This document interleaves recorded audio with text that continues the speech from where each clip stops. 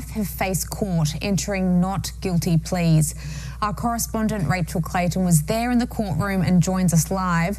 Rachel, you were there inside the courtroom where all this action was taking place as Nicolas Maduro and his wife appeared just a few short hours ago. What happened? Morning, Liv. That's right. I was on the 26th floor of the courthouse behind me. It was an incredibly tense environment. It was packed full of the public, the press, and dozens of DEA agents, drug enforcement agents. There were 2 overflow rooms that were allocated just for the DEA agents that wanted to watch the arraignment of Nicolas Maduro and his wife, Celia Flores. They were taken here to this courtroom in Lower Manhattan this morning, just after 8 a.m. local time, from a detainment centre in Brooklyn. They were transported here via helicopter. When they walked in, they were wearing matching long sleeve orange tops and then had dark blue t-shirts and dark blue pants on as well. Mr. Maduro's ankles were also shackled as he walked in. When he did walk in, he looked towards the press pack and the public and nodded and said Happy New Year 3 times before sitting down with his lawyer. His hair was combed back quite neatly, and Celia Flores had her blonde hair pulled into a tight low bun. She also had a bruise on the right side of her eye and a large welt on her forehead that her defence lawyers said was the result of being captured by the US in Caracas a few days ago. When he was asked to introduce himself, Mr. Maduro said in Spanish, "I am Nicolas Maduro. I am the president of the Republic of Venezuela. I am here kidnapped since January 3rd. I was captured at my home in Caracas, Venezuela." And he tried to go on and say more, but the judge cut him off and said that the court will evaluate the legal sufficiency of what was done at a later date, alluding there to the legal sufficiency of the United States capturing Nicolas Maduro and his wife. They've been charged on 4 counts, including conspiracy to import cocaine and possession of machine guns. When it came time to plea, Mr. Maduro told the court, "I am innocent, I am not guilty of anything that is mentioned here," and he was referring to the 25-page indictment that lays out all the charges against both of them.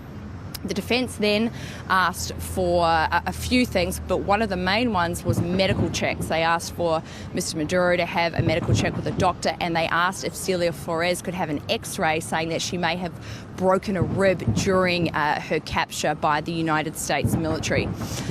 Just as everything was starting to wrap up, it was very quick, about 30 minutes, a man in the public gallery yelled at Mr. Maduro in Spanish. He said that Mr. Maduro would pay for what he had done with the lives of all Venezuelans. It was an incredibly intense moment because you are not allowed to speak in this courtroom. You can't whisper to anyone. You're not allowed to stand up. You're not even allowed to sort of stand up just a little bit to crane your neck to see the defendants. He was quickly ushered out of that room, but before that happened, Mr. Maduro turned to him and gave him a thumbs up and said, "I am a man of God and I am a prisoner of war." After that, they were officially taken away from the courtroom, and that man was kicked out very quickly. He spoke to the media outside court and said that he used to live in Venezuela some years ago and was imprisoned for 4 years. And he now lives in Florida. Outside court, we've also seen clashes of protesters today. They started showing up just before sunrise this morning. There are protesters here demanding that the United States leave Latin America, and there are also people here celebrating the capture of Mr. Maduro, and we have seen some clashes of those 2 groups. We spoke to some of those protesters today. Take a listen to what they had to say. We are all Venezuelans, and I think all the people that trust in democracy and the freedom, we're celebrating the freedom of our country. We are tired of suffering. We are just tired of starving. It's hurting our country, right? So we just want freedom for our country. We just want our people to be happy. We want our people to have electricity. We want our people to have Wi-Fi, to just be rich from the oil that we have. America has no jurisdiction to walk into another country, bomb Caracas, and abduct a leader. Charges to me are sort of just a justification for what is essentially an extrajudicial kidnapping. The defence attorney for Mr Maduro, Barry Pollock, also said that he will be filing quite a few motions on the legality of the military abduction, and we will see both Celia Flores and Nicolas Maduro back in court in 60 days' time on March 17th.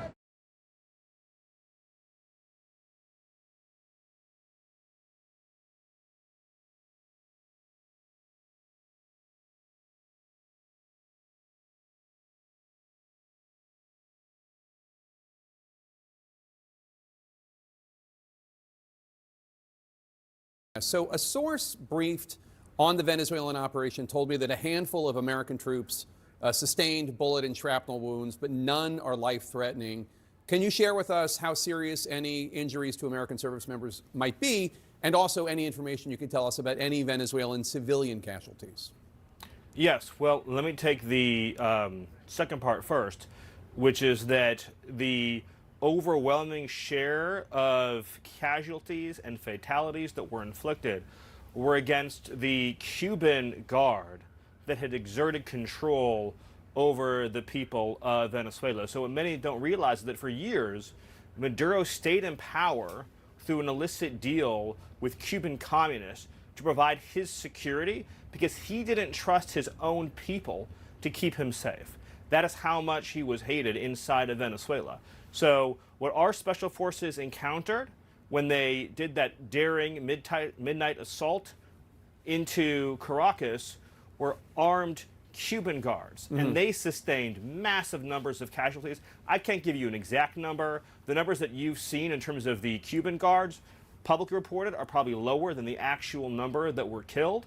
To your first question, no, none of the, at least as I've been briefed, none of the injuries are life-threatening. Everybody is stable. And it just underscores the remarkable skill, precision, courage, and capability of our special forces. And I wanted to set the table one more time for your audience. I'm sure you've talked about it at length already. But the United States of America launched an assault force into Venezuelan territory, which has sophisticated air defense systems, which has sophisticated surveillance systems, which has weaponry that they've received that can take out planes and helicopters from our foreign adversaries that they've been stockpiling for years in anticipation of the possibility of such an action. Maduro was staying in a military fortress. In other words, since the United States had started amassing this armada under President Trump's leadership and direction, he'd increasingly narrowed the scope of his own movement. And he was sleeping in a fortress. And so we flew into Caracas. These special forces engage in direct gunfire with elite Cuban guards, and every single kill was an enemy kill. So there were no civilian casualties? Well, I didn't see any reports of any civilian casualties. But my point is that in this raging gunfire battle that took place, the point that I'm making to you is, no Americans were killed. Because of the planning, skill, and preparation, the enemy sustained massive losses. Not one of our assets was lost, not one of our people was lost. So let's talk about what next. Delcy Rodriguez was formally sworn as Venezuela's acting president this afternoon. She was the vice president. She described the U.S. intervention as, quote, without a doubt, Zionist in character, unquote. Is acting President Rodriguez someone that the U.S. can work with? So the acting president put out a statement, I want to say, Jake, it was last night, pledging cooperation with the United States, pledging full and complete cooperation. But they also just passed a law saying that if you supported the operation, outlawing individuals or threatening with criminal penalties individuals if they supported the operation against Maduro. I think they did that today. Well, the good news there, Jake, is that nobody inside of Venezuela supported the operation, so it's a law without meaning or effect. Look, Jake, there's going to be some posturing that occurs when a nation has been so thoroughly defeated in this way. The United States of America, think about this, Jake. The United States of America has encircled this nation for months. One of the largest naval armadas in history has been stationed off its coast. Fighter jets have been encircling the island. We've been engaging in kinetic lethal strikes against Maduro's drug boats and trained Nicaraguan gang members leaving the island. Yeah. We have launched a complete oil embargo of the ghost fleet, the dark ships. We've been and now covering on all top of it. of that, Yeah. and now on top of all of that, right? Maduro is sitting in a jail cell in New York, as is his wife. So of course there's going to be, this is very important though, of course there's going to be some posturing. Okay. Without giving anything away, I want to be very clear. Very clear. The government has sent messages, this is such an important point, Jake, to the Secretary of State, to our senior U.S. government official negotiators. They have sent message after message making clear that they will meet the terms, demands, conditions, and requirements of the United States. Okay. And I want to be very clear about that, Jake. So let's, the question about who is now running Venezuela is one that even members of Congress who are big Trump supporters say they're not quite sure about. Senate Majority Leader John Thune told CNN's Manu Raju that he doesn't know what President Trump meant by his assertion that the U.S. is running Venezuela, and he said he needs more information. Can you tell us what the president means when he says, is acting President Delcy Rodriguez in charge? Is she running Venezuela or not? Well, what the president said is true. The United States of America is running Venezuela. By definition, that's true.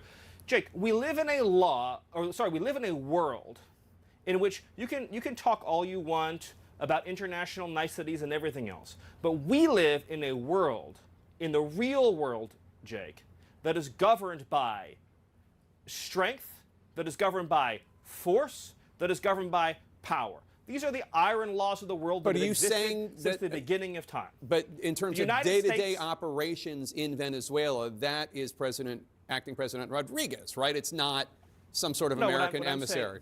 No, what I'm saying is, we'll keep going here, Jake, so I want to say what I'm saying and then you'll follow up. But what I'm saying is just one level above that, which is that by definition, we are in charge. Because we have the United States military stationed outside the country. We set the terms and conditions. We have a complete embargo on all of their oil and their ability to do commerce. So for them to do commerce, they need our permission. For them to be able to run an economy, they need our permission.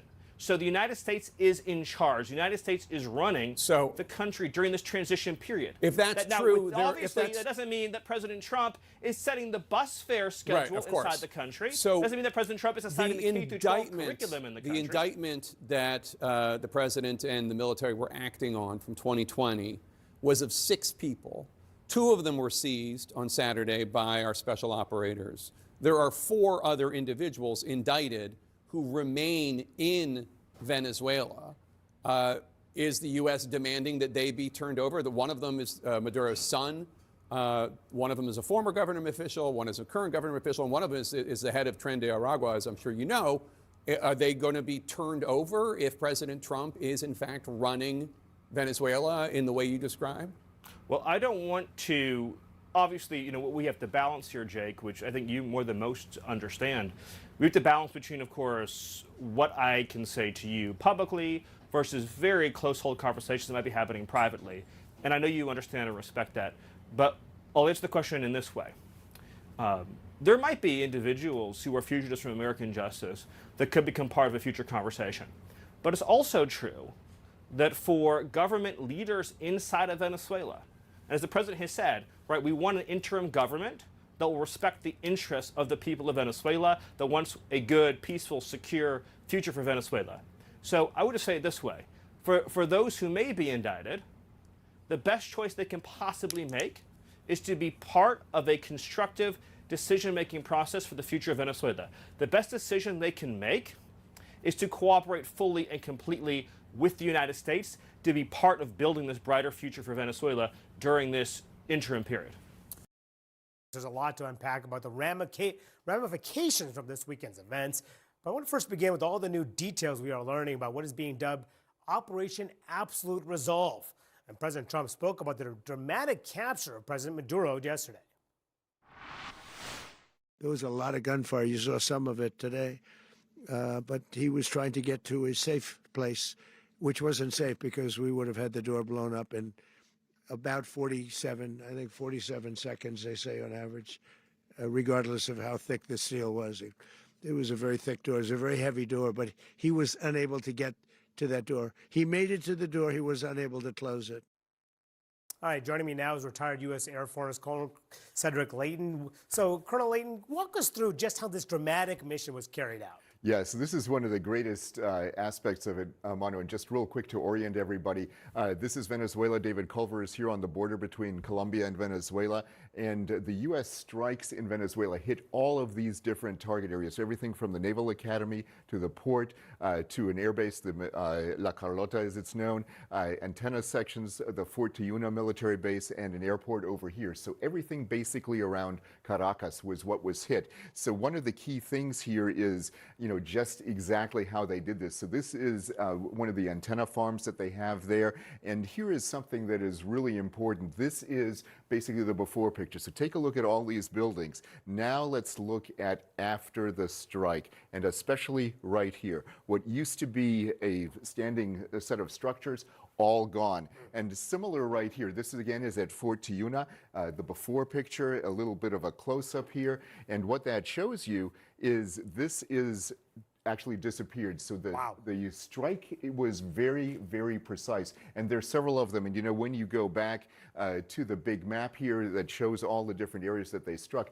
they really spent a lot of time figuring out not only what to hit, but how to hit it and what would be the most effective munition to go after that. And when they did this, they brought in all these assets, including 150 aircraft of various types, these fighters like the F-22, the F-35, the F-A-18s, B-1 bombers even, helicopters, of course, for the extraction force. These came from 20 different bases, of course, months of preparation. And to do all of this, they started at 10:46 Eastern, Friday, p.m. Eastern.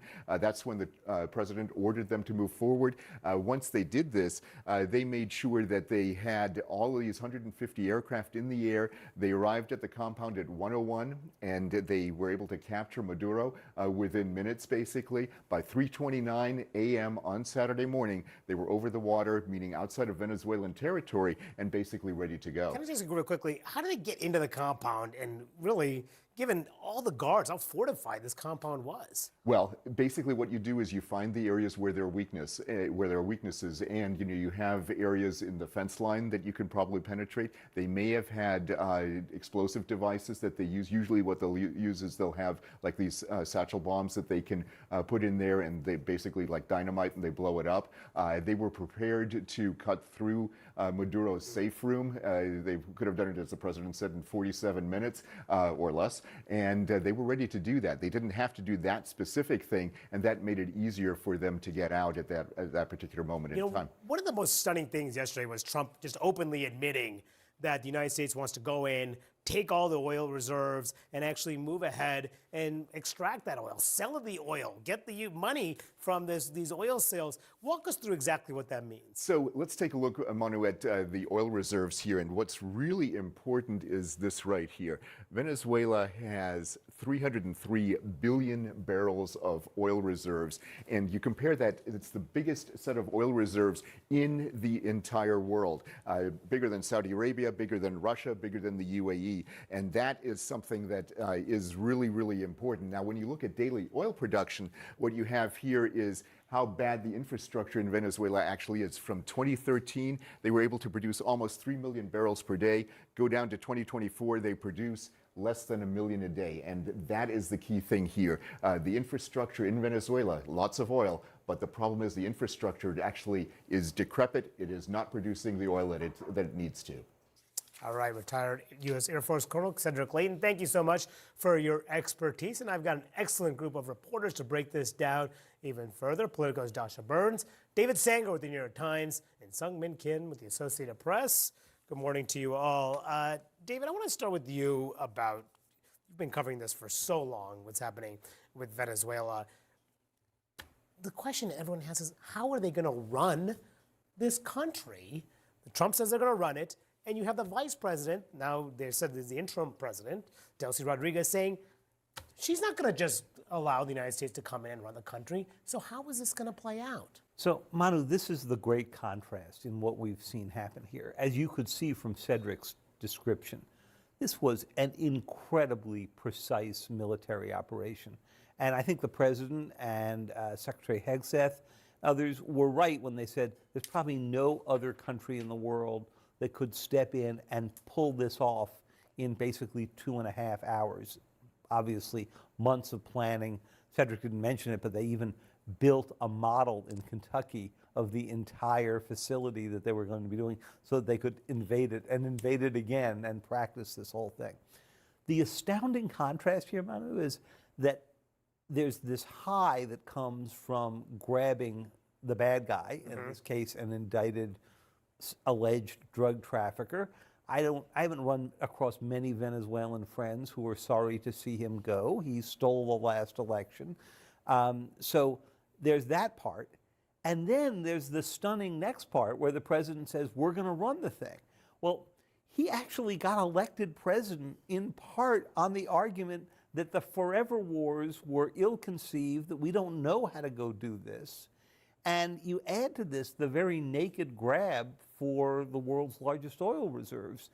It's reasonable to assume that there are people on the ground, a lot of them in Venezuela, a country of 30 million people, who are going to say, we're perfectly happy you got rid of Maduro. No, that does not give you rights to our oil reserves. I mean, that's the contrast, as you point out. The precision of this strike, months of planning, CIA on the ground, the way that it was carried out. But what about the planning for the aftermath? Has there been planning for the aftermath to this extent? And I mean, Trump yesterday was asked all sorts of questions. Will there be boots on the ground, troops? He really didn't have many details. Yeah, way more questions than answers at this point. And look, if someone had told me when I was covering Trump on the campaign in 2024, and he was talking about grocery prices, anecdotes about how Melania wouldn't let him buy bacon because it was too expensive, talking about immigration.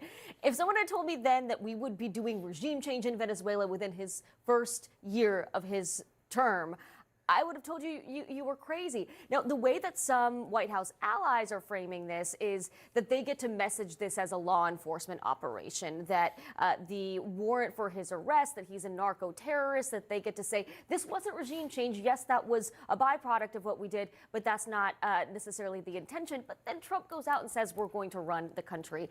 And one of the sources that was telling me how great a message this was then heard that and said, oof. Because literally that was the response, because then that wipes out so much of what they had tried to build as the way to bring some of the MAGA isolationist folks along. Now, they're not rebelling just yet, I think in part because we don't know what we run the country is actually going to mean, and that's where the political risk is. It's all about what happens next. And I mean, there's just so many questions the American public has. I mean, look at this CBS poll from just a few weeks ago. Has the Trump administration clearly explained the position on the U.S. military action in Venezuela? 73% say no, because they had not explained that this was about regime change. Right. And those are the concerns that you're also hearing from Congress as well.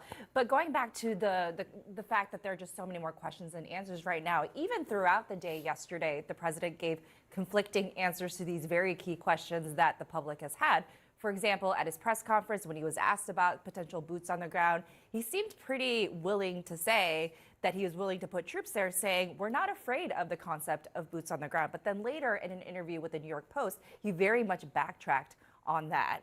So you're just going to see these questions develop through the next several weeks. Obviously, the relationship, if one exists, between the Trump administration and Delcy Rodriguez. He seemed to imply yesterday that she told Secretary Rubio that they will coordinate with the administration. Now and then she said something opposite. Something completely opposite. Which may have been for internal effect. Sure. But then also I found his answer when he was asked about Marina Corina Machado really interesting, when he's saying that she does not have the support to run Venezuela, when the administration had been very supportive of her as the opposition leader. Just all those dynamics, I think, will be really fascinating to watch in the weeks to come. No question about it. Venezuelan opposition leader Maria Corina Machado, who won the Nobel Peace Prize for her efforts in trying to bring democracy to her country and speaking out against the Maduro regime, is expressing her gratitude and hope for a free future for her country. In a statement today, she says in part, quote, the brave people of Venezuela took to the streets in 30 countries and 130 cities around the world to celebrate a huge step that marks the inevitability and imminence of the transition in Venezuela. The freedom of Venezuela is near, and soon we will celebrate on our land. We will shout, pray, and embrace as a family because our children will return home. CBS News correspondent Lilia Luciano is in Cucuta, Colombia, near the Venezuelan border. Lilia, what is the state of government in Venezuela now with Delcy Rodriguez having been sworn in? And also, what should we know about Machado as well as her ally, who many say widely considered to have won the country's disputed 2024 election? Well, look, most governments around the world recognize that it was Edmundo González Urrutia who won the election. A lot of work, a lot of negotiation went into holding that election. Venezuela, the regime, had promised the United States that it would carry out a legitimate, a legal election and that it would recognize the results. What Venezuela got in return, very high-profile political prisoners, sanctions relief. And then when the time came for the election, and we were the only network crew on the ground from the United States, and we saw it with our own eyes, and we heard the observers' claims, and we saw the observers flee, the regime held on to power, decided to say that despite a 40-point margin by the opposition candidate, who was Edmundo González Urrutia, not Maria Corina, because the regime illegally banned her from running, Maduro said, no, I won. Still to this day, they have not shown the evidence. So it's very important to explain for people who are not familiar why Maria Corina Machado is such an important figure. She led and she rallied a historic voter turnout. So when the time comes, the United States captures Maduro, and now we're seeing him face justice in the United States, not for the regime's actions in Venezuela, but for drug trafficking. But once he's out of the picture, a lot of people expected that there would be that transition to democracy. The key word here is transition, and that's what I'm reading in Maria Corina Machado's message. She is, I guess, signaling and urging patience.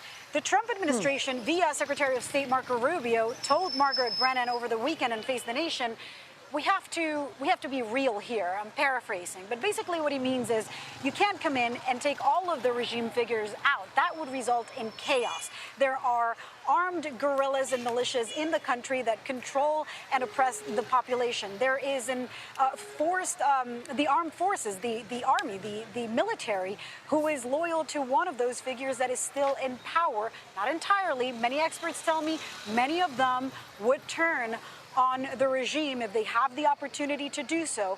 But I think what we're hearing from Machado and from David Smolansky, who is the spokesperson for the opposition, for Machado and Urrutia, say is this was an important first step. It's not done. They trust that there will be a democratic transition. Most importantly right now is the figure of Delcy Rodriguez and how far she is willing to go to do what the United States is asking in terms not just of oil, but of persecuting drug traffickers. We are at the border seeing these armored vehicles because the Colombian government is telling me, look, if that happens, if they start cracking down on crime there, that crime is inevitably going to spill over into Colombia. So it's a very volatile situation. We're following every step, but it seems like from the administration, it's a long game, not an immediate crackdown on the entire structure of the Venezuelan regime. Lilia Luciano, thank you for your intrepid reporting. Let's catch up with our international affairs editor, Ketevan Gorjistani. Hi, Ketevan. Trump has quite publicly pushed Machado, the opposition leader, aside and now says he's going to work with Delcy Rodriguez, Maduro's ally, despite calling for regime change. Why? Well, look, it would have been the logical choice for the United States to turn to Maria Corina Machado, the opposition leader, the one who was barred from running in 2024, and the Nobel Peace Prize winner. But despite Machado really over the past few months going out of her way to sort of court Donald Trump's favors, to praise him, to dedicate her Nobel Peace Prize to him, to avoid criticizing anything that Donald Trump did, Trump has decided to, in a way, dismiss her and use some pretty harsh words during his press conference yesterday, saying she lacked the respect and support of the people in Venezuela to be able to be in charge. And he didn't even mention Edmundo González Urrutia, who was the man who stood in place of Machado during those elections, and which Donald Trump's own Secretary of State, Marco Rubio, had called the rightful president of Venezuela. Instead of going with that opposition, whoever the figure was, he decided, Donald Trump, to go with Delcy Delcy Rodriguez to say that Maduro's vice president had a good conversation with Marco Rubio. Why that choice then?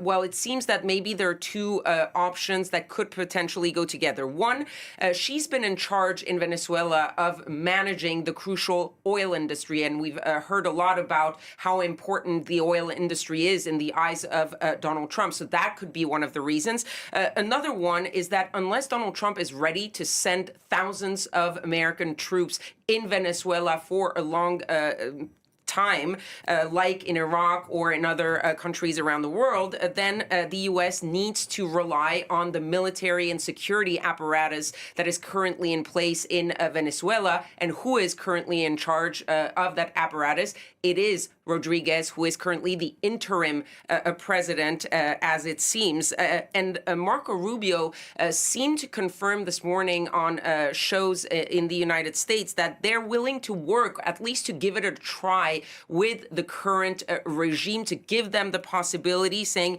that they would make an assessment not on the public remarks, but on what happens next, what they do, and that they're going to see the actions. Rodriguez herself doesn't seem to be, at least publicly, playing that game, saying that the legitimate president is still Nicolas Maduro, and that Venezuela will not be the colony of any empire, of course, referencing the United States. Like you mentioned, U.S. Secretary of State Marco Rubio has been doing the media rounds to give an update on the U.S. operation. Let's hear from him.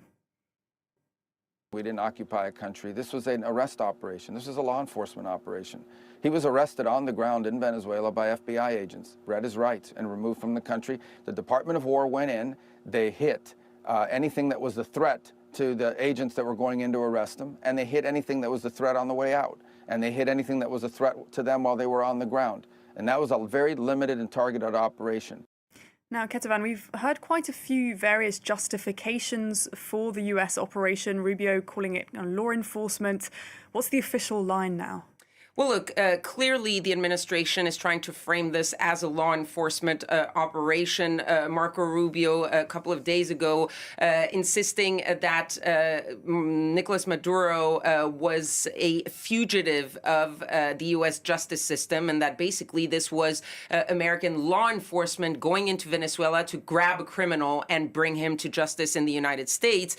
That's how they're framing it. They're presenting Nicolas Maduro, of course, as a a terrorist, as the leader of a cartel. And even in the narco trafficking part, there has been some changes. Early on in the summer, we were told about how Venezuela was involved in the trafficking of fentanyl, which is a huge problem in the United States. The problem is Venezuela doesn't really make any fentanyl. They produce a lot of cocaine, but even then, the cocaine usually goes to Europe rather than to the United States. But when you look at the official indictment of Maduro, it is clearly cocaine that is the focus of that indictment. That is for the sort of law enforcement justification and the drugs aspect of this problem. Then there is the sort of political democratic sort of justification for the Americans, especially for people like Marco Rubio, who have long called for regime change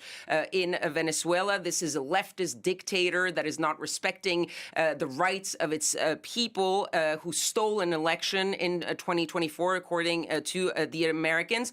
But at the same time, they are now saying that this is not really about regime change because they are focusing on the vice president. But really, what we're seeing now is that the real focus, and we saw it in Donald Trump's presser, given how many times he used the word oil, that this is all about getting their hands on the oil industry in Venezuela.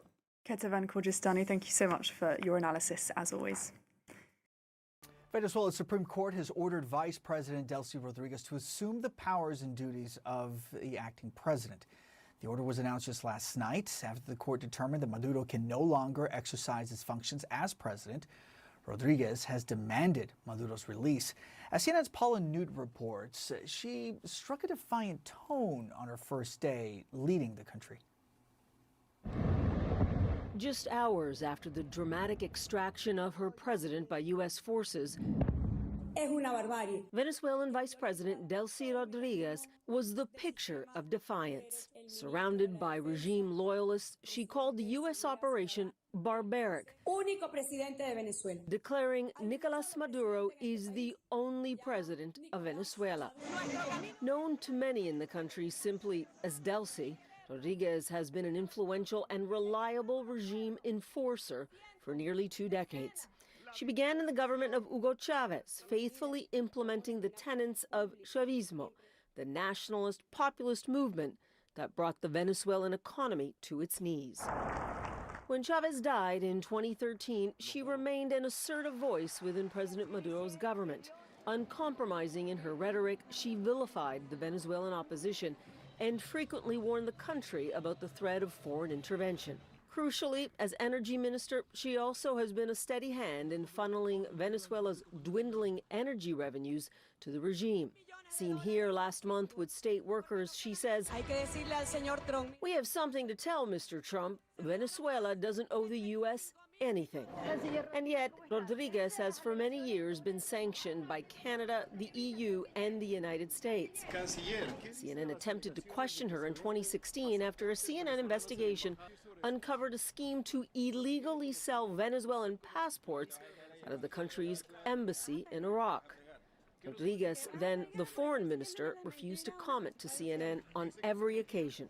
In keeping with her political pedigree, Rodriguez has a less than subtle message for the Trump administration as she demanded Maduro's release. Her involvement in any future transition in Venezuela will be challenging. Paula Newton, CNN. Well, joining me now from Oxfordshire is Vanessa Neumann, a Venezuelan-American diplomat, business owner, author and political theorist. Vanessa, great to see you again. It's been a while since you and I have spoken. I know it's been a moment of celebration for many Venezuelans in and outside of the country, and also a moment of deep anxiety from the Venezuelans I've been speaking to inside the country. Just give us a sense of what you're feeling first and what the mood is from what you gather inside the country. Indeed, and it's such a pleasure to be with you again. I've missed you. So the mood in Venezuela is one of concern right now, and confusion more than anything. So there are several things. One, everybody is delighted by most people are delighted by the photograph of Maduro, handcuffed and with the blindfolds and the earmuffs on the Iwo Jima, heading back to the United States. It reminded me of the capture of Abimael Guzman, who later The Shining Path was put in a cage. It made him human. It took away the terror and all this fear that Venezuelans have had with these 18,000 political prisoners and extrajudicial killings and tortures. He seemed like a superhuman who could never be captured. And now we know he is human. He can be captured. People within the Maduro enclave can be captured, and we can one day have democracy again. So that's hope. That's one sentiment. On the other sentiment, there is great concern about the fact that Delcy Rodriguez, who is not a nice woman, but is very, very intelligent. She's multilingual, fluent in English and French, and the chief negotiator. I have seen it firsthand. I haven't been fed this by the U.S. government or the Venezuelan opposition. I have been present during phone calls where people were negotiating with her to give Maduro money or to keep Maduro in power. So I am aware of that. And she will give a little dance to the Trump team who think that she will be their puppet, but she's nobody's puppet. However, that's one thing. I think they will get tired of being danced around by her, Rubio and Hegseth. And on the other hand, she faces a huge challenge because she's not in the military, by Diosdado Cabello and Padrino Lopez, who's the two military, one's the head of the military and the other one is a military commander who's head of the party. They're very, very bad guys. And they will want to command whatever's left of military morale. They will want to command whatever's left of military morale to sideline her. So she may well be stabbed in the back by her own party. So many good points that you make. We're nowhere. Then we just have Diosdado Cabello and Padrino Lopez, who were really not much better than Maduro. Yeah, look, so many good points you made. Let me start, first of all, we'll talk about Diosdado, the Interior and Defense Minister, in just a moment. But let me get your thoughts, first of, on Delcy Rodriguez. She's now the president, well, VP, obviously, but she's been, you've seen the Supreme Court, she's now been handed over the reins, of course, of the country. We've had President Trump saying that she will do what we ask of her, almost painting a picture, Vanessa, that of her being slightly more pragmatic. What is your sense? Because what I heard from yesterday is, you know, we will never be a colony. We want Maduro back. Is this just lip service, or do you think that Chavismo is not dead? I think Chavismo is not dead.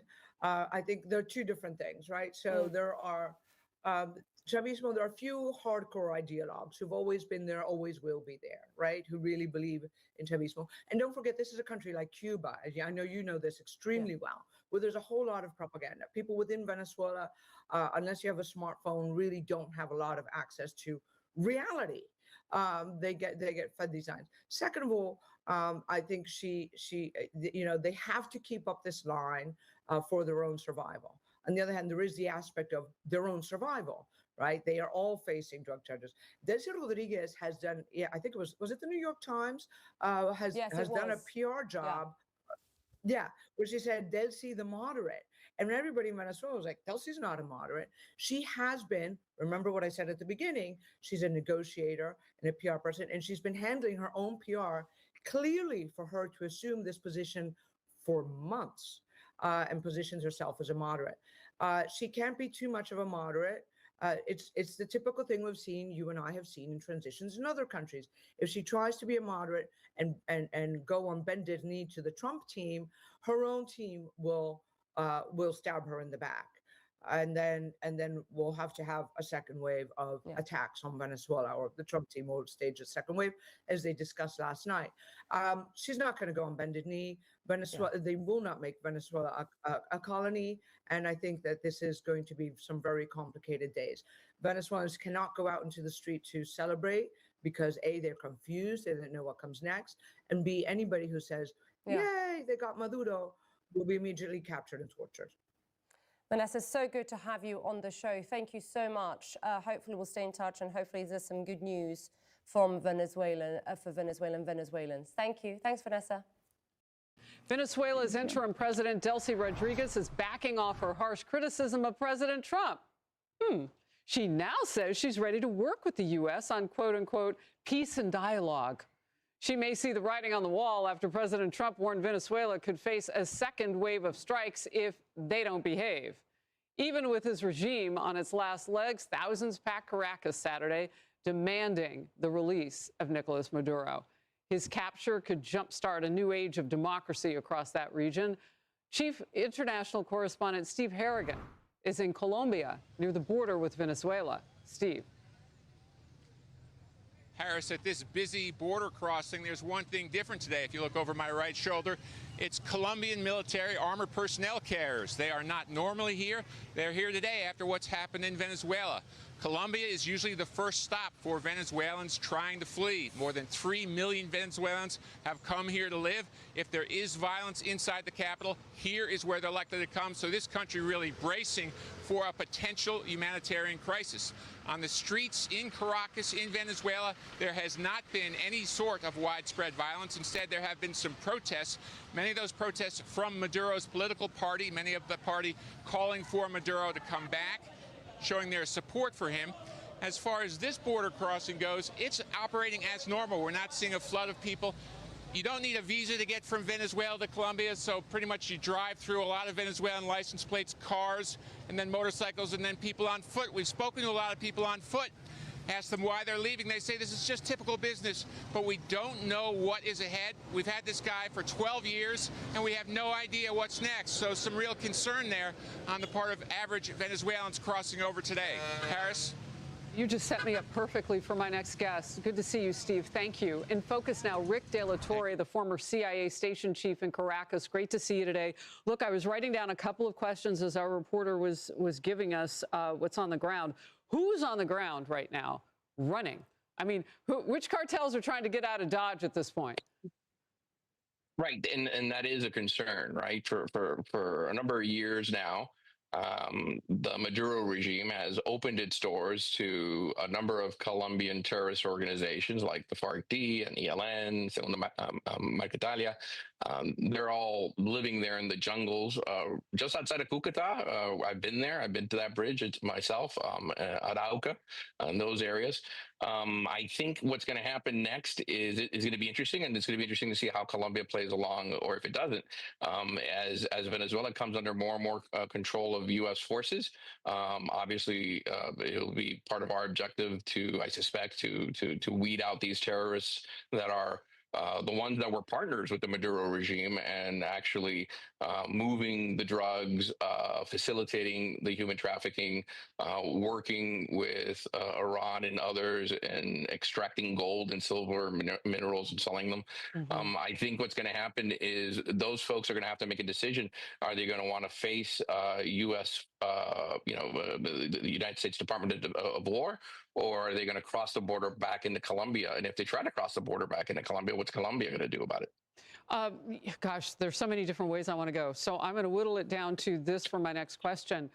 How much help will be needed on the ground in Venezuela to keep the peace? I mean, from what you just said, you're going to have fighting factions and people are going to get caught in between that.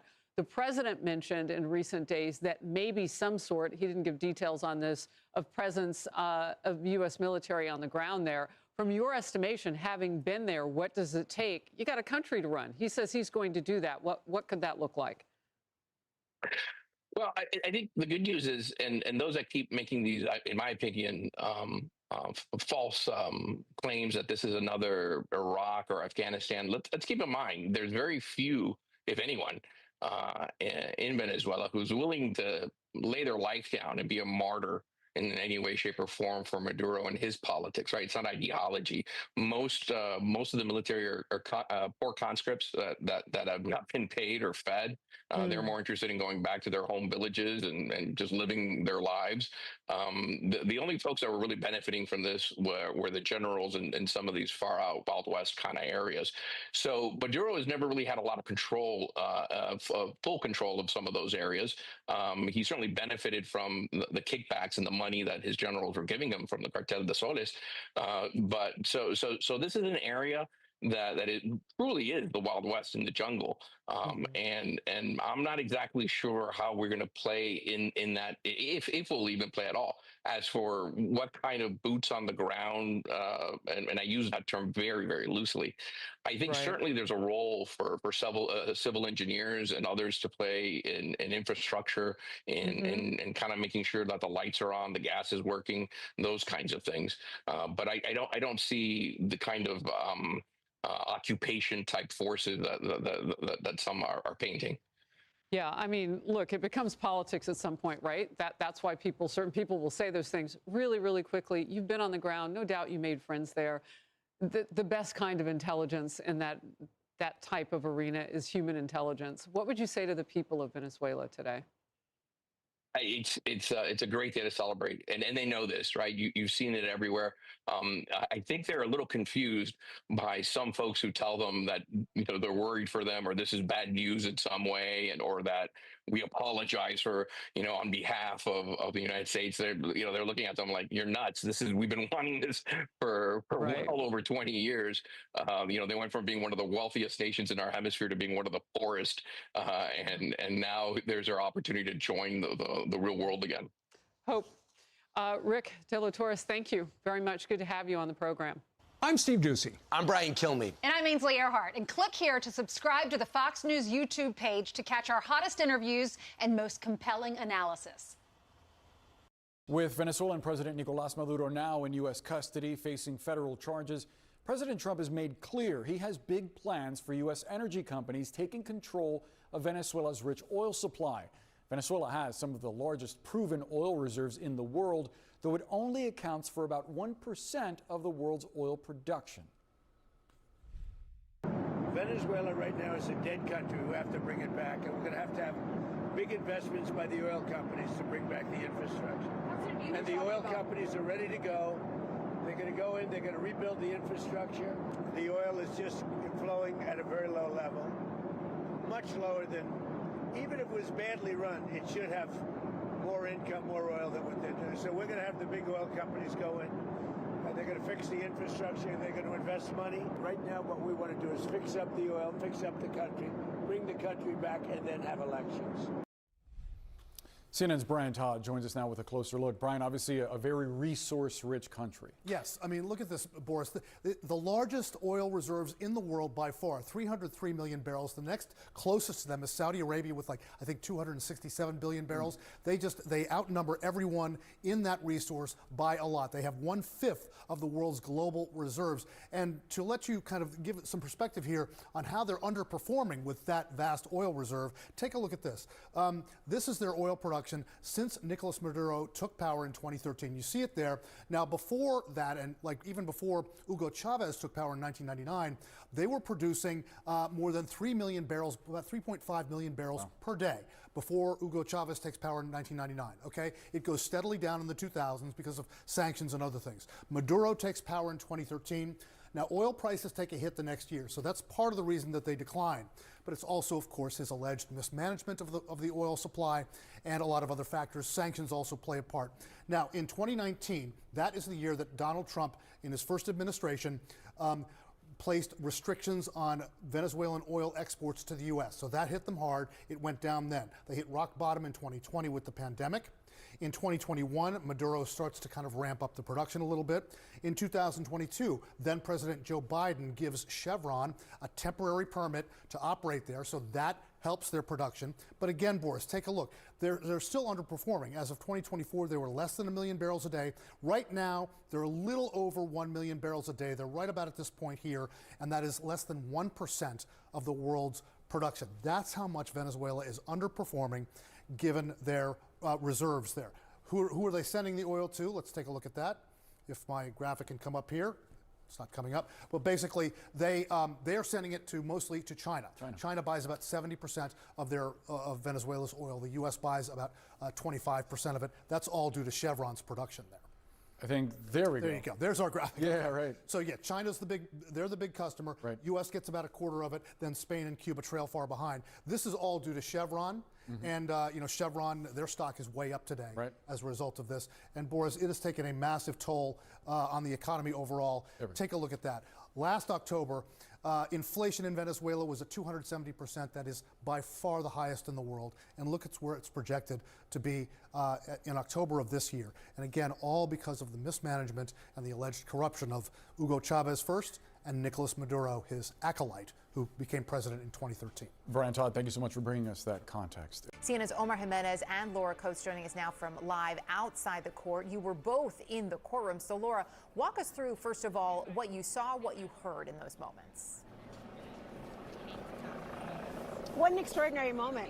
Nicolas Maduro appearing in a Manhattan courtroom with his wife, proclaiming to still be the president of Venezuela, and she the first lady. They had on headsets to have translation available to them. They spoke in Spanish, and at the first available opportunity for Nicolas Maduro to address the court, essentially to say his name, he said instead he was a prisoner of war, that he was in fact Nicolas Maduro, that he'd been taken from his home, captured from his home, the judge interrupting him to say that there'll be time to talk about the legality of his taking, as well as any motions he wanted to raise. But for now, I just want to know if you, in fact, are Nicolas Maduro. He said that he was, and also that he was innocent and had not committed any of these crimes. He was almost stoic, Omar, as you saw him in there. He was very, very confident and self-assured.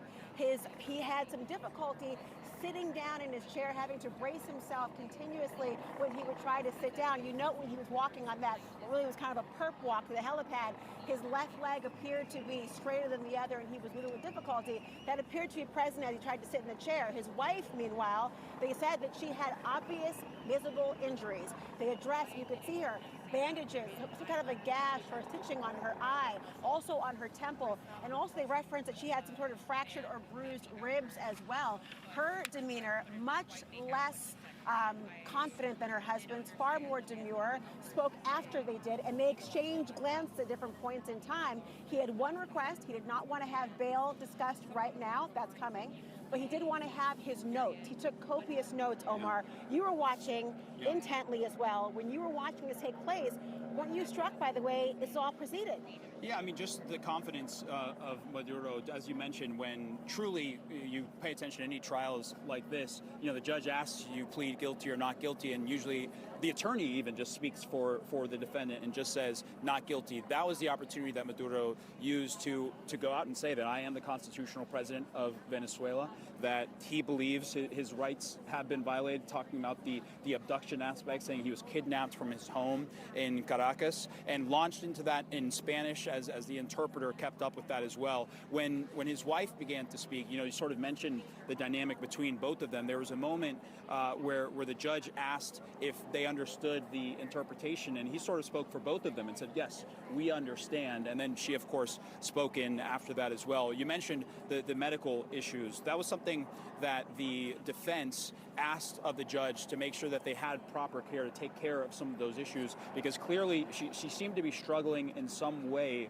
whether it was swaying a little bit, as was relayed by one of our team members, dipping her head at different points, and then, of course, as you mentioned, Maduro appearing to struggle to stand up and sit down at points. And there was a moment they asked for the consular. Yeah, there was a moment they were asked for essentially what is afforded typically to either heads of state or folks that are coming in from other countries, that they have the ability to consult with the Venezuelan consular in this case. And they said that that is something they are going to pick up and intend to use prior to this next March 17th date that was set, because there's so much discovery to go through. And then there was that moment at the end. Well, there is. And before we get there, there's Yeah. also the idea, March 17th is the next time they're going to be in court. They have agreed to waive their speedy trial rights until that time. Remember, if you are in the custody of the American government as a part of the justice system, you are entitled to speedy trials. They have waived that until March 17th to address not only voluminous motions, including immunity claims as a head of state, which may or may not be granted, but also the idea of having all the discovery. And finally, there was a protester at the end, which our own news associate who was there to witness as well, Gordon Ebach, saw standing up, addressing and confronting Maduro, saying, you will pay for what you have done. Wow. Maduro, in turn, looked at him, pointed to the sky, said he was a man of God, and was the president of the Republic of Venezuela. Incredible color from inside the courtroom. Laura Coates, Omar Jimenez, thank you so much for that update. Okay, I want to bring in Paul Murrow now, attorney, retired NYPD inspector, and Fox News contributor, live outside the Manhattan federal courtroom now. So talk to us about what was going on inside, because you had that look, and particularly this paragraph, when they were discussing when to set up motion schedules and all of that. And as we were just talking about how complicated this case is going to be, was there any reaction from Maduro? Not really. You know, everybody's in federal court. Everybody's observing the sort of ceremonial atmosphere of it, including Maduro. That said, I would characterize him as quietly, maybe solemnly defiant. At one point, he made a statement about the fact that he is not only innocent, but still the president of his country. The takeaway, I think, in a larger sense, is that everybody, that is he and his wife, plead not guilty to all counts. But as you say, his attorney, a man named Pollock, did at one point stand up, and when they were talking about scheduling motion practice, did say we expect a voluminous and complicated process here. And so at least until March 17th, Maduro waives his right to speedy trial, meaning essentially the clock stops, and they're all going to be setting up and working out a schedule to start exchanging what is apparently a lot of stuff. Could you see them both, he and his wife? I mean, did they look, in your estimation, and you know, things are being described to us, and we're trying to convey that to the audience. Maduro stood up at the end, shuffled papers, and then took them with him, so he won the battle of whether or not he could keep his notes. And he has on tan trousers, orange sneakers. She was described with kind of a weak, thin voice, somebody smaller, that sort of thing, and now says she was injured in what she calls the abduction. Yeah, so the camera, the way it was focused, and from my purview, was on the two defendants and their counsel, as well as the prosecutor's table. The judge was not visible, nor was the gallery. In a general sense, the judge came across as forceful. It was interesting. He made a statement at the outset that struck me as a little unusual. You got the sense he was speaking to the world at large and not just Nicolas Maduro and his wife. He said something like, I am here to make sure that this is a fair and just proceeding. it sounded to me like he was making a sort of large statement about the quality of jurisprudence in his courtroom for public consumption, and I took that to mean outside of America as well. And then, of course, when he started to go into the reading of the charges, you had the translation issue. And so Maduro had to have all of this stuff from the judge translated to him by an off-screen translator to ensure that he understood. He said he did. Interestingly, he said after the judge read him a version of Miranda rights and included the fact that he had the right to potentially be released on bail, Maduro said he was unaware of those rights. And it struck me that he's coming from a very different legal system, because it seemed like he had never even conjured the notion that he's entitled to an attorney, he may be able to apply for bail, and he has the right to to stay silent. He has the right that none of the material that he has said outside the purview of counsel necessarily has to come in. So it was interesting to see him sort of taking that in a system very different from the one I'm sure he's used to. So, Paul, does that mean that he could go back and say, yeah, I think I want to take advantage of some of that through Pollock, his attorney? Oh, yeah, I'm sure he will. You know, he and Pollock didn't discuss much, and I think that's likely down to the language issue. They didn't really seem to be communicating. It seemed to be all sort of choreographed between him and Pollock. He had another counsel sitting next to him who was sort of whispering in his ear. One of the things about Maduro I would characterize is, in addition to his sort of quiet and sort of, as I said, solemn defiance, he also was extremely engaged in the legal machinations. He was constantly writing on his legal pads. He was shuffling them. He was going back and forth between pages. I got the impression that this is a guy who really wants to fight and is marshaling all his resources. Ben, would you like to jump in? I just think that says it all about Venezuela under Maduro, is that he is unaware of the rights Americans charged with crimes are given. That does not exist in Venezuela. You are taken to a cell, you are beaten, you are tortured, you often disappear. And he is finally being exposed to what is the correct way of going through justice. And when his wife says that she was injured or she has a bruise, we will look into that as well. No. But you do not have that in Venezuela. And I think that just reminds you of the brutal regime that he built and that he is leaving. Sandra. Really interesting. I had just received a note from a woman who says I interviewed her and now I remember him. Her son Todd was imprisoned in Venezuela. She just wrote me to say we're so happy with the arrest of Maduro. What happened to my son in those prisons was terrible. Our team is following up with her right now to hopefully tell their story. Paul, incredible details that you're providing from the courtroom. I just wonder about that translation issue. That seems interesting to me. Also, the way the judge seemed to be addressing not just the courtroom, but the world. Quick question and note on that. Is the counsel for Maduro required to speak his first language?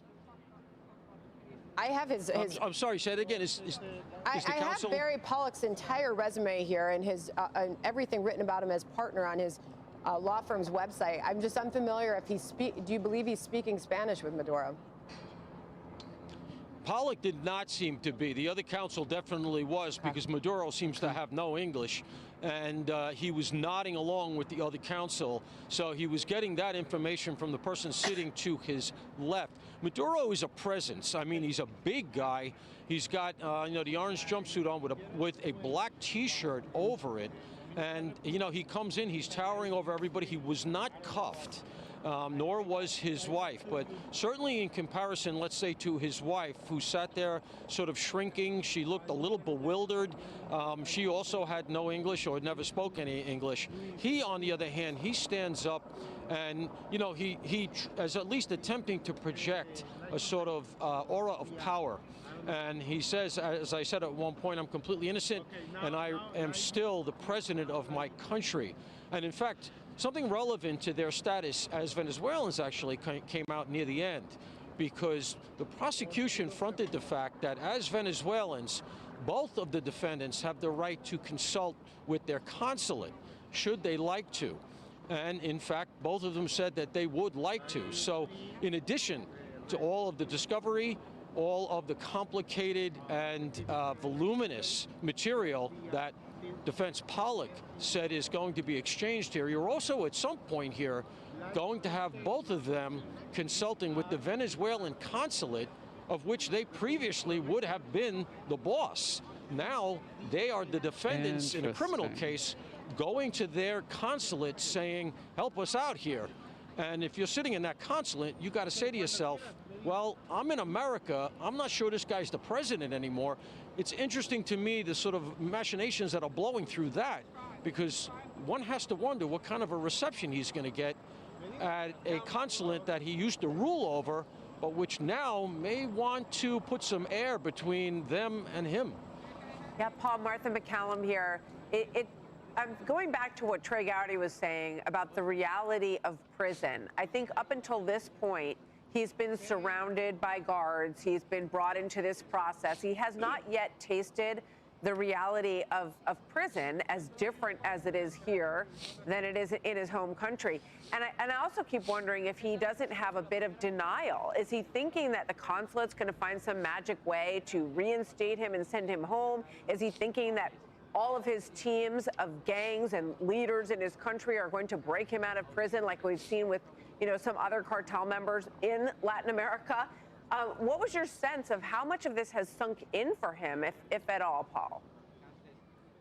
Yeah, that's a good point, Martha, because, these guys, it doesn't seem to dawn on them until it dawns on them for good how much trouble that they're in. I'm thinking now of Saddam Hussein, who was hiding in that famous spider hole.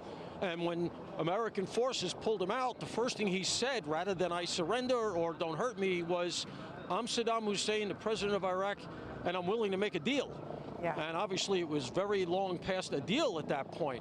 I think that you may have some insight there, because as I said, his manner in the courtroom was anything but supplicant. He stood up, chest out, like I said, very, very engaged. It's like he was looking around bewildered or anything like that. This is a guy who's used to running the room.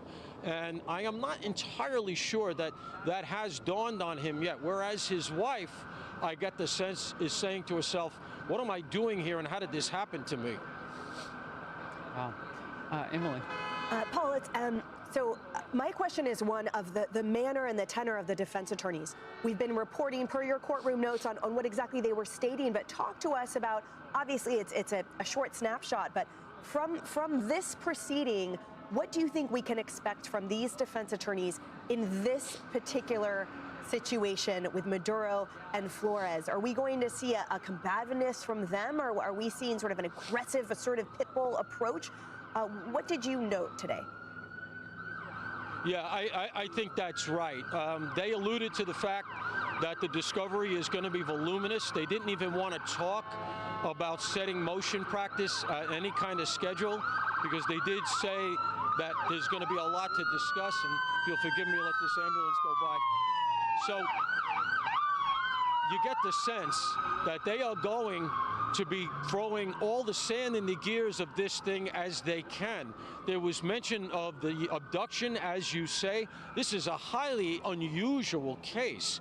And I talked about it on the air yesterday, and when the story first broke, one of the rubs in a situation like this is that there's a lot of classified material, a lot of classified sources and methods that are inevitably part of the discovery, because you have to turn over anything that's Brady related. As the saying, Brady is the rule that prosecution has to turn over anything that's relevant to the case, essentially, to the defense.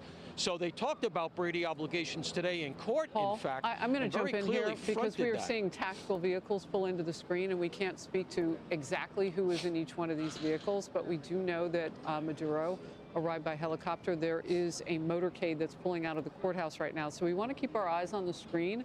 That center car, that kind of army green colored tactical vehicle in the middle, we would think that that would maybe house a potential perpetrator, prisoner at this point. Again, there's no way to see into these vehicles, but because of the formation that they're making, this was similar to the one when they arrived at the courthouse. So we won't make an assumption, but we'll make an educated guess that that's what we're looking at right now. And the timing of this coordinates with what I'm reading now from our team on the ground. He was just led out of the courtroom after the arraignment, and a man sitting in the public section said something to Maduro. Maduro responded in Spanish. And our producer on the ground says, I'm told by reporters who speak Spanish that the man said that in the name of the people of Venezuela, Maduro will pay. Maduro then said, quote, I am a kidnapped president. I am a prisoner of war. And now you see what I was talking about, the people on the ground kind of confirming with their cameras of what we're seeing. And that is at least Maduro, perhaps Celia Flores as well, being taken out of this courthouse scene, the Manhattan Federal Court, Southern District of New York, leaving to take him back into custody now. Hey everyone, I'm Emily Campagno. Catch me and my co-hosts Harris Faulkner and Kaylee McEnany on Outnumbered every weekday at 12 p.m. Eastern, or set your DVR. Also, don't forget to subscribe to the Fox News YouTube page for daily highlights. You heard him saying we were prepared to do a second strike in Venezuela, that we are going to run Venezuela. We're going to fix it. We're going to have elections at the right time there. Here is his warning to Colombia's president, Gustavo Petro, in SOT 10. This is from yesterday. Colombia is very sick, too, run by a sick man who likes making cocaine and selling it to the United States. And he's not going to be doing it very long, let me tell you. What does that mean? He's not going to be doing it very long. He's not doing it very long. He has cocaine mills and cocaine factories. He's not going to be doing it very long. So there will be an operation by the U.S. and it sounds good to me. It sounds good to me. There will be an operation by the United States. It sounds good to me. What? What are we doing in What are we doing in Colombia? What? Here he is about Mexico, SOT 12. And by the way, you have to do something with Mexico. Mexico has to get their act together because they're pouring through Mexico, and we're going to have to do something. We'd love Mexico to do it. They're capable of doing it, but unfortunately the cartels are very strong in Mexico. I remember one time you actually, speaking of Mexico, I asked you about Claudia Sheinbaum, and you told me at one point you had offered to send U.S. troops into Mexico to combat drug trafficking there. Is that something you Well, I like Claudia. I think she's a terrific person. I would say every single time I talk to her, I offered to send troops. And she's just not willing? She's concerned. She's a little afraid. The cartels are running Mexico. Whether you like it or not, it's not nice to say, but the cartels are running Mexico. Okay, so that one's more ambiguous. You have to do something with Mexico. Mexico has to get their act together. That's less about us doing something in Mexico, though somewhat ambiguous. Here he is on Iran, SOT 13. There's been protesters killed in Iran. You said we were locked and loaded, ready to go. What is the line there for when the U.S. is going to get involved in those protests? We'll take a look. We're watching it very closely. If they start killing people like they have in the past, I think they're going to get hit very hard by the United States. I played the soundbite of Trump saying about Cuba that it's ready to fall. Looks like it's ready to fall. I don't know if they're going to hold out. Here's his Secretary of State doubling down on that in an appearance on Meet the Press yesterday, SOT 15. Is the Cuban government the Trump administration's next target, Mr. Secretary? Very quickly. Well, the Cuban government is a huge problem. Yeah, the Cuban government is a huge problem. First of all, is that a yes? Cuba, but I don't think people fully appreciate. I think they're in a lot of trouble. Yes, I'm not going to talk to you about what our future steps are going to be and our policies are going to be right now in this regard, but I don't think it's any mystery that we are not big fans of the Cuban regime. It was Cubans that guarded Maduro. He was not guarded by Venezuelan bodyguards. He had Cuban bodyguards. In terms of their internal intelligence, who spies on who inside to make sure there are no traitors, those are all Cubans. Okay, but saying there the Cuban government is a huge problem. They're in a lot of trouble. And then there's Greenland. Trump was a little bit reluctant to talk about Greenland when asked about it on Air Force One yesterday. It was not his idea to raise it, but when it was raised, here's what happened. SOT 14. On Greenland, On Greenland now? Yeah, on Greenland. How did we come up to Greenland? So, do you expect to take an action against Greenland? Well, I don't want to talk about Greenland. Let's talk about Venezuela, Russia, Ukraine. We'll worry about Greenland in about 2 months. Let's talk about Greenland in 20 days. I will say this about Greenland. We need Greenland from a national security situation. It's so strategic. Right now, Greenland is covered with Russian and Chinese ships all over the place. We need Greenland from the standpoint of national security. And Denmark is not going to be able to do it, I can tell you. You know what Denmark did recently to boost up security in Greenland? They added one more dog sled. It's true. Sir, they thought that was a great move. What would the justification be for a claim to Greenland? What would the justification? Oh, I don't want to talk about Greenland now. I just say this. We need Greenland from the standpoint of national security. And the European Union needs us to have it, and they know that. Okay, joining me now, Walter Kern. He's editor-at-large of County Highway and co-host of the America This Week podcast. Welcome back to the show, Walter. So why should I move from yellow into green when it comes to supporting President Trump in all of these initiatives, which, I'm feeling overwhelmed with the number of countries that he wants us to get involved in?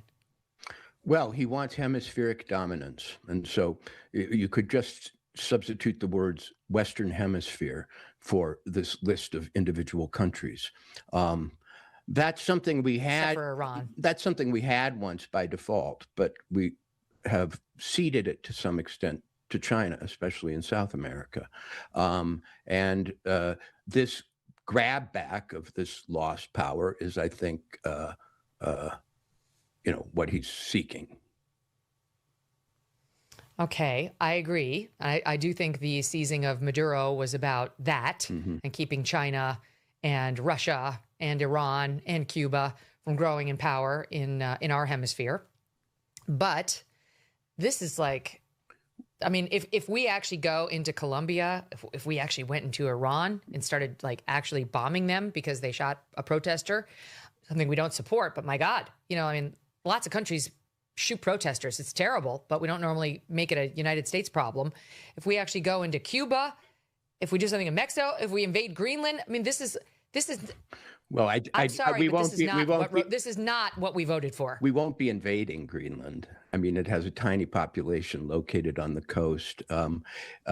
We've lost more people in Biden's withdrawal from Afghanistan than we've lost in Trump's wars, quote unquote, so far. Agreed. And Trump talks tough, but he delivers so far rather short confrontations, as in Iran and as in Venezuela, that lead to rather decisive conclusions. Now, there's always time for a quagmire. There's always time to get bogged down and bite off more than you can chew. But I guess I'd rather have confrontational rhetoric and fewer casualties than I would a peace talker like Biden, who allowed war that, and in some ways, I think helped trigger a war in Ukraine that has killed hundreds, thousands. At the same time, I agree with you that Trump was a kind of non-interventionist, America first, somewhat even isolationist candidate. And this is not consonant with that. I also have to look at the fruits of what's going on. And, so far, these have not been forever wars of the kind that his predecessors started. I hope they don't become. People raised these same warnings before we bombed Iran, and they responded with like a symbolic campaign attacking a military base where we had warning. It was like a nothing that they responded with. It did not result in World War III, and Trump's decision to go into Iran, which I supported, was proven to be correct. But I do worry about long-term consequences on these things. I don't know what's going to happen in Venezuela that we're, quote, running. I don't like that term. But I see his point. If you go in there, you just depose the leader, and then you leave it, then you do wind up with another Libya or Iraq. And while some people are like, well, Iraq kind of is democratic now, it's still a mess. It's still a hot mess over in Iraq. It's a little better than it was, thanks to us. We left, and then we went back. But no one wants to go back. No one wants to turn Venezuela into an Iraq. Well, this is mob boss behavior on Trump's part. It's big talk.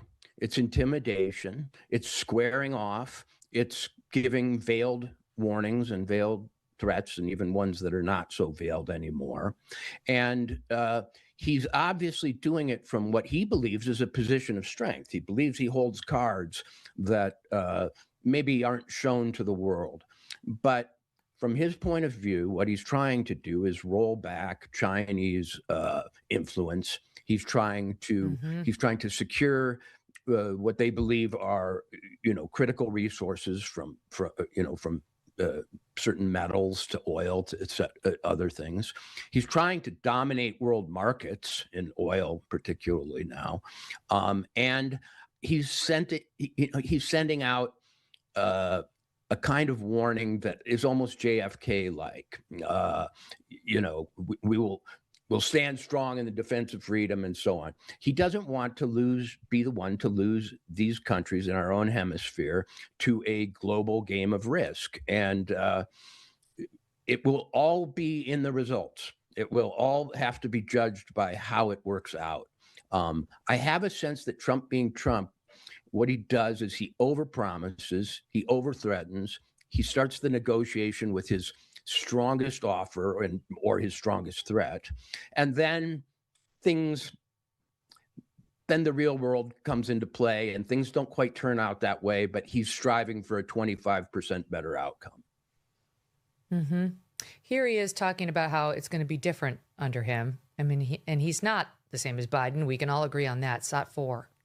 Mr. President, the U.S. has something of a mixed track record of ousting dictators without necessarily a plan for what comes afterwards. Did that weigh on your decision? Well, that's when we had different presidents, but with me, that's not true. With me, we've had a perfect track record of winning. We win a lot, and we win. If you look at Soleimani, you look at al-Baghdadi, you look at the Midnight Hammer. We have essentially peace in the Middle East because of that. If we weren't successful with Midnight Hammer, you wouldn't have peace in the Middle East. So with me, you've had a lot of victory. You've had only victories. You've had no losses. He's not wrong there, Walter, but this is the first time we've taken out a country's leader. A new year means new financial goals, like making sure your savings are secure and diversified. Will this be the year you decide to talk to someone from Birch Gold Group? They use an educational approach with a deep understanding of macroeconomics. There are forces pushing the dollar lower and gold higher, which is why they believe every American should own physical gold. So until January 30th. If you're a first-time gold buyer, Birch Gold is offering a rebate of up to $10,000 on qualifying purchases. To claim eligibility and start the process, you just text MK to the number 989898. Birch Gold can help you roll an existing IRA or 401k into an IRA in gold. There is, at minimum, major confusion, if not outright revulsion, at what the Trump administration has done in the name of the American people, without their input or consent through Congress or any other way. And there are questions now about the president's motives and plans across the board, even as many people look at the extraction effort and say, okay, the military did its job. They understood the assignment. They completed the objective. But what is the purpose of all this? Well, we begin with what's happening today, of course. This morning, Maduro and his wife were in federal court in the United States after that extraction that made so much controversial waves and attention across this weekend. Surely you watch the news, you've heard about it. So you're looking at the courtroom sketches that would be like any other case, except this is not like any other's case. We can tell you Maduro and his wife pled not guilty to a set of charges that have basically been developed over the years in the United States under multiple justice departments, and that includes narco-terror and drug trafficking. Maduro used his appearance in American court today, which is effectively the first time he's really had a platform to say anything after this unusual foreign policy attack and use of warlike United States power, to say, quote, "I have been kidnapped since Saturday. I was captured at my home in Caracas." A helicopter transported Maduro and his wife from where they were being held in federal custody in a Brooklyn jail this morning. Well, Ari, there's an element of fantasy to all this. I've spent a lot of time in Latin America since I was in my 20s. I know a great deal about Colombia, Ecuador, Peru, Venezuela. It's an astonishing situation. We should take note, it was a remarkable military operation, audacious, complex, achieved surprise. They got 2 targets out of the country without getting them killed. At the end of the day, it wasn't just electronic warfare and coordination of 150 aircraft. It was Army Delta operators on the ground who the Cubans say killed 30 of their security agents who helped prop up the Maduro regime. Now, having said that, we have never seen in American history a president who would threaten Colombia, "You're next, you'd better watch your ass," and I quote, "a ground operation in Colombia would be something I'd consider." And in the context, he said this about Greenland, Panama, Mexico, annexing Canada. And throughout all this, the only important thing is under Article 1 of the Constitution, Congress has been supine, uninvolved. So we're being governed by whim and by decree. Mr. Trump doesn't have a clue what he's doing on page 2 in Venezuela. No good will come of this the way it's been conducted. Ambassador. Well, as always, General McCaffrey makes a ton of good points. It's good to see you again, sir. Last time was in Afghanistan 15, 20 years ago, now 15 years ago. There was a tremendous amount of planning that went into the operation itself, a tremendous success, and it appears that the question "and then what" was failed to be answered. There are repercussions to these actions, and the idea that there's kind of the contours of a concept of a plan moving forward. They used earlier, Ari, the term regime change. This is the same regime with different leadership. There's no change here. I know Delcy Rodriguez, and we left behind, I know her well, she and her brother, and we left behind Diosdado Cabello, who's a very bad actor, frankly. And then you have Vladimir Prigino Lopez, who's been in charge of the military since the crustacean period, right? He's been there forever. So you've got a group of people there. You have these different power bases there. And if the idea is that somehow we're in charge, I would just merely suggest that, well, there are 900 political prisoners still in the country. There are wrongfully detained Americans still being detained. I don't see us being in charge. And if the idea, I don't know what the objective is. For me, the objective is restoration of democracy. There was an election last year that was won by Edmundo Gonzalez. It has been very destabilizing what Maduro has wrought to the region. But if the idea is that this is somehow going to become an economic play, I don't see, as you rightly pointed out earlier, boardrooms saying, yeah, we're going to put more money into Venezuela when it's the same exact regime in charge. No independent judiciary, no sanctity of contract. I wonder how we're going to reach the objective, if that's the objective. Yeah, and Ambassador, I'll read from what you wrote. Without significant security forces on the ground, which again goes to what we've learned from past follies, it's hard to see how a failed state riddled with illegal armed groups and foreign terror organizations will somehow remain stable merely by removing a deeply unpopular dictator, Ambassador. No, without a doubt. Right now, what we're going to be asking Delcy Rodriguez to do things that at some point are going to come up against the hard wall of reality of what Diosdado Cabello doesn't want to have happen. I'll give you a vignette. In 2018, a member of Congress visited Venezuela while I was there, met with Maduro, and someone I knew, a local councilman, Fernando Alban, was thrown off the 10th floor of the Helicoide, which is the torture center that was run by Diosdado Cabello. Clearly doing that to tell Maduro, don't negotiate with the gringos without me. This is the kind of person this is. So if you imagine at any point in time, Delcy Rodriguez gets out of line, he can play spoiler because he controls the security services in the country, as well as the criminal network and gangs that run and threaten and intimidate political opposition actors. Yeah. General McCaffrey, this is one of those shockwave events that even though there was a buildup, both in the region, as the ambassador was discussing, and around the world in the United States, people are still coming out of this weekend going, whoa, I guess this is what we're doing now. And so it would seem that in the days ahead, it's going to be very important for Americans to learn and understand what's being done in their name and whether they want more of this or not.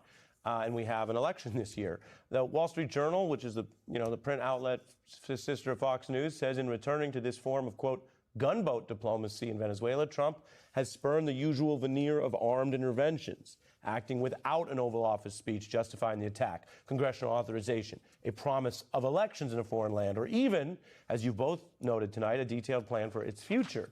And so, General, what happens in the days ahead? Okay, a congressional briefing here or there, but Trump is openly threatening multiple other countries. It would seem that there's a breaking point somewhere.